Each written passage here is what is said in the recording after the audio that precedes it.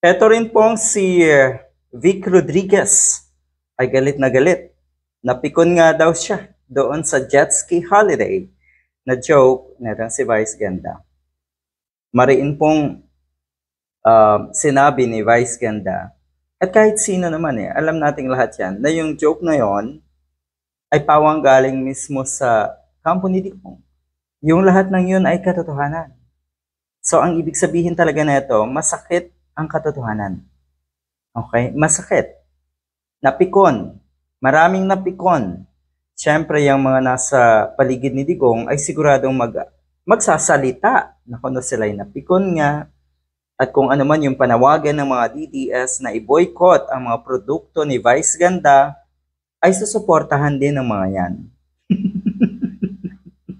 Ang cheap, ang sleazy nyo, ang napakababang uri na itong mga to talaga.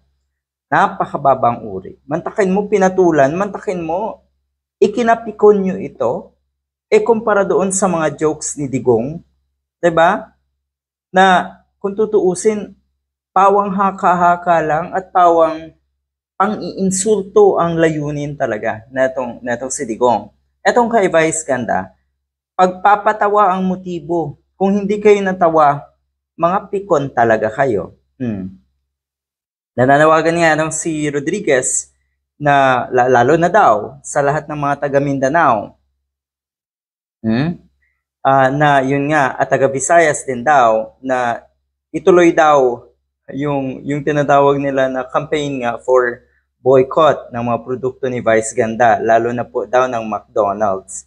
I-boycott po natin ang McDonald's at ang lahat ng programa ni Vice Ganda. Yan ang panawagan na itong si Vic Rodriguez. Pero kasabay neto, kumalat din ang litrato. Kumalat din, ito pong, or nag-viral din, itong pag-dine-in nga na itong si Sara Duterte sa McDonald's. Yan. O di kayo napahiya ngayon. Talaga nakakahiya to kung tutuusin.